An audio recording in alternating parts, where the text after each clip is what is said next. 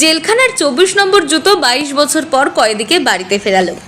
জেলখানার অন্ধকার ঘরে কেটে গিয়েছিল দীর্ঘ ২০টা বছর।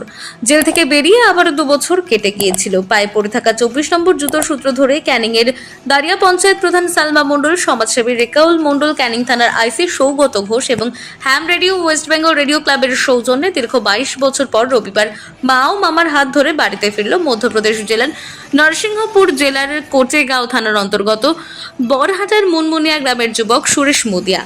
উল্লেখ্য, মধ্যপ্রদেশের নরসিংহপুর জেলার কোটেগাঁও থানার অন্তর্গত বরহাটার মুনমুনিয়া গ্রামের যুবক সুরেশ মুদিয়া গত প্রায় ২২ বছর আগে সুরেশ তার জামাইবাবুকে মোটর বাইকে চাপিয়ে বাড়ি থেকে বেরিয়েছিলেন। কোনো এক ঘটনায় চলন্ত বাইকে রাগ চরমে ওঠে সুরেশের। কোনো কিছু না ভেবেই জামাইবাবুকে বাইক থেকে ছুঁড়ে ফেলে দেয়।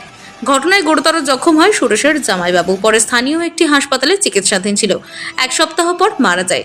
সুরেশকে দোষী সাব্যস্ত করে মধ্যপ্রদেশের নরসিংহপুর সেন্ট্রাল জেলে পাঠানো হয়েছিল। দীর্ঘ ২০ বছর পর জেলের ঘাড়ি টেনে বাইরে বেরিয়েছিল সুরেশ, কিন্তু বাড়ির লোকজন কেউ নিতে না আসায় মানসিকভাবে বিধ্বস্ত হয়ে পড়েছিল সে। তার কোনো পরিবার পরিজন রয়েছে কিনা তাও ভুলে গিয়েছিল, এমনকি ভুলে গিয়েছিল বাড়ির ঠিকানা কিংবা পথ। জেল থেকে বেরিয়ে দিগ্ভ্রান্তের মতো এদিক ওদিক ঘুরতে ঘুরতে গত ১৫ই আগস্ট সুদূর মধ্যপ্রদেশের নরসিংহপুর থেকে পশ্চিমবঙ্গের উত্তর ২৪ পরগনা জেলার ক্যানিং থানার অন্তর্গত দাঁড়িয়া পঞ্চায়েতের ঠাকুরানী বেরিয়া গ্রামে চলে আসে। এক মুখ দাড়ি, একটা ব্যাগ, আর ব্যাগের মধ্যে জেলখানার আধার কার্ড, পায়ে পড়া জেলখানার একজোড়া জুতো। জীর্ণ শরীর, ক্লান্ত হয় গ্রামের রাস্তার পাশে ঘুমিয়ে পড়েছিল সুরেশ। পরে আলাপ হয় ঠাকুরানী বেরিয়া গ্রামের সুনীল নস্কর নামে জনৈক এক ব্যক্তির সাথে। সুনীলের প্রথমে সন্দেহ হয় এমন খবর পঞ্চায়েত প্রধান সালমা মণ্ডল ও তার স্বামী রেকাউল মণ্ডলকে জানায়। এরপর সুনীলের তত্ত্বাবধানে সুরেশ থাকতে শুরু করে ঠাকুরানী বেরিয়া গ্রামে।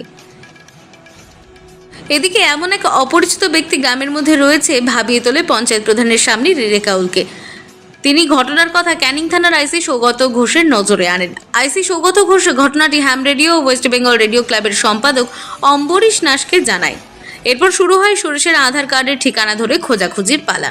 কিছুতেই কোনো কিছু পাওয়া সম্ভব হচ্ছিল না। পরে সুরেশের পায়ে একজোড়া জুতো সমস্ত কিছুর সমাধান করে দেয়। সুরেশ মধ্যপ্রদেশের নরসিংহপুর জেলের মধ্যে যে সেলে শাস্তি ভোগ করেছে সেই সেলের নম্বর জুতোর গায়ে লেখা রয়েছে, যেটা দেখে কয়েদি চেনা সম্ভব। জুতোর নম্বর ২৪।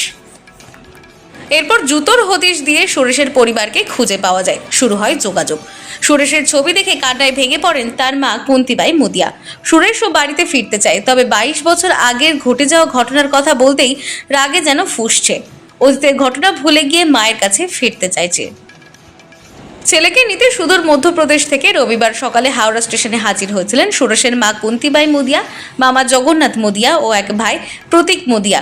সেখান থেকে তাদেরকে দাঁড়িয়া গ্রামের ঠাকুরানী বেরিয়া গ্রামে নিয়ে আসেন রেকাউল মণ্ডল। দীর্ঘ ২২ বছর পর ছেলেকে কাছে পেয়ে কান্নায় ভেঙে পড়েন কুন্তিবাই। কান্নায় ভেঙে পড়েন সুরেশের মামা জগন্নাথও। মাকে কাছে পেয়ে ২২ বছরের ইতিহাস বলতে থাকে সুরেশ। এরপর জেল থেকে ছাড়া পাওয়ার পর কেউ নিতে আসেনি অভিমান করে মাকে জানায়। দীর্ঘক্ষণ মা ও ছেলের রাগ অভিমানের কথা হয়। অবশেষে ক্যানিং থানার আইসি, দাঁড়িয়া পঞ্চায়েত প্রধান এবং সমাজসেবী রেকাউল মণ্ডলের উদ্যোগে সুরেশকে তার মা ও মামার হাতে তুলে দেওয়া হয়। পাশাপাশি সুরেশ ও তার পরিবারের সদস্যরা যাতে মধ্যপ্রদেশের গ্রামের বাড়িতে ভালোভাবে ফিরে যেতে পারে তার ব্যবস্থা করেন সমাজসেবী রেকাউল মণ্ডল। রেকাউল মণ্ডল জানিয়েছেন, সুরেশকে যে আমরা বাড়িতে ফেরত পাঠাতে সক্ষম হব তা কল্পনাতে ছিল না। একমাত্র পুলিশ প্রশাসন ও হ্যাম রেডিওর জন্য সম্ভব হয়েছে। সুরেশ বাড়ি ফিরে সুস্থভাবে জীবনযাপন করুক এবং ওর সাথে আমাদের যোগাযোগ থাকবে। এরকম অনেক অসম্ভব কাজকে সম্ভব করা যায়। সুনাগরিক আর সুপ্রশাসন দুটো হচ্ছে মিথজীবিতা। তো দুটো যখন একসাথে কাজ করে এরকম আরও কাজ আমরা করতে পারবো। নিশ্চয়ই ভালো হয়েছে ওর জন্য, ভালো থাকুক ওরা, এই বেশি করবো। কীভাবে সম্ভব হলো পশ্চিমবঙ্গ থেকে সেই মধ্যপ্রদেশ? টেকনিক্যালি হ্যাম রেডিওর কথা আপনারা জানেন সবাই, ওরা প্রচুর হেল্প করে। আমরা ও যখন আমাকে বলে তখন আমরা হ্যাম রেডিওর সাথে যোগাযোগ করি। হ্যাম রেডিও আমাদের এই কানেক্টিভিটিটা করিয়ে দেয়। ওদের একটা নিজস্ব নেটওয়ার্ক আছে, সেখান থেকে কানেক্টিভিটিটা করিয়ে দেয়। বাকিটা তারপরে ওদের সাথে পার্সু করে ওনাদেরকে নিয়ে আসা, মাঝখানে লজিস্টিক সাপোর্ট দেওয়া। দাঁড়িয়া পঞ্চায়েত থেকে প্রচুর লজিস্টিক সাপোর্ট দিয়েছে। এই করে বললাম যেটা যে সুনাগরিক মেলবন্ধনে আজকেও বাড়ি যাচ্ছে। সুরেশ আজকে বাড়ি ফিরবে, সুরেশকে কি বললেন? এটাই বললাম যেন ভালোভাবে থাকে, গার্জিয়ানদের কথা শুনে চলে, আর গার্জিয়ানদের না বলে যেন কোথাও না যায়। এটাই, না হলে গার্জিয়ানরা আবার বিড়ম্বনায় পড়বে।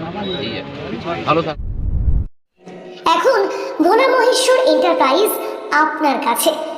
সমস্ত ধরনের বিশুদ্ধ পানীয় জলের ফিল্টার সুলভ মূল্যে বিক্রয় করা হয়।